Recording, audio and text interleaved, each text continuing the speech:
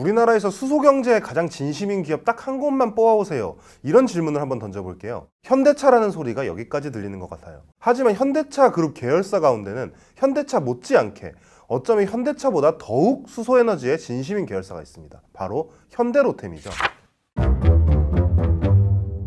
혹시 K텍소놈이라고 들어보셨나요? 우리나라 말로 한국형 녹색분류체계 가이드라인이라고 하는 건데요. 환경부에서 기업의 사업이 과연 한국의 환경 목표에 얼마나 부합하는가를 판단할 수 있도록 만들어준 가이드라인입니다. 현대로템에 따르면 현대로템 전체 사업 매출의 48%, 거의 절반 정도가 K텍소노미에 부합하고 있어요. 그리고 매출뿐 아니라 현대로템이 진행하고 있는 연구개발 투자의 K텍소노미 적합 비율 역시 45.6%에 이르죠. 여기서 중요한 건 연구개발인데요. 전체 R&D 비용 가운데 18.1%, 가장 큰 비중을 차지하고 있는 연구개발 과제가 바로 현대로템이 국책과제로 연구하고 있는 수소전기 트램 프로젝트예요. 수소전기 트램, 말 그대로 수소를 원료로 삼아 발생하는 전기로 가는 트램이죠. 수소전기 트램 이야기가 나온 김에 현대로템의 매출 구조를 한번 분석해 볼게요. 현대로템은 2022년 기준 전체 매출의 56.2%를 레일 솔루션 부문에서, 33.5%를 디펜스 솔루션 부문에서, 10.3%를 에코플랜트 부문에서 내고 있어요.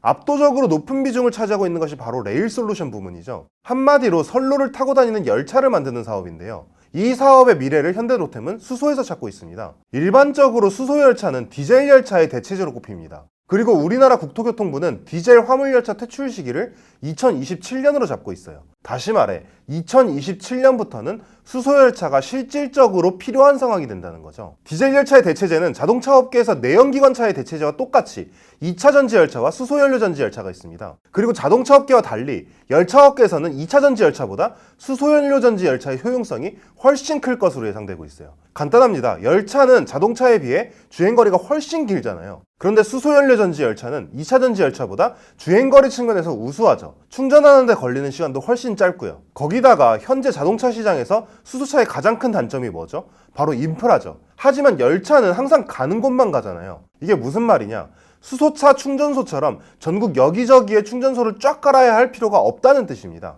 현대로템에 따르면 액화수소를 사용하게 된다면 사실상 노선당 충전소 하나 정도만 있으면 충분하다고 해요. 앞에서 얘기했지만 현대로템은 전체 연구개발비의 18.1%를 수소 트램 개발에 투입하고 있습니다. 그리고 이는 금방 실질적 성과로 이어질 것으로 예상되는데요. 대표적으로 저번에 사우디아라비아 왕세자 빈 살만이 방한했을 때 사우디의 디젤 열차를 현대로템의 수소 열차로 변경하는 논의를 진행해서 현대로템 주가가 확 오르기도 했었죠. 실제로 이 수소 열차라는 사업 분야가 그냥 뜬구름 잡는 사업이 아닌 눈앞에 매출로 다가온 사업이라는 뜻입니다. 그렇다면 열차 사업 말고 다른 분야는 어떨까요? 에코플랜트는 일단 제쳐두고 전체 매출의 33.5%를 차지하는 디펜스 솔루션, 즉 방산산업을 한번 보겠습니다. 방산산업 역시 수소에너지가 매우 중요한 사업으로 꼽혀요.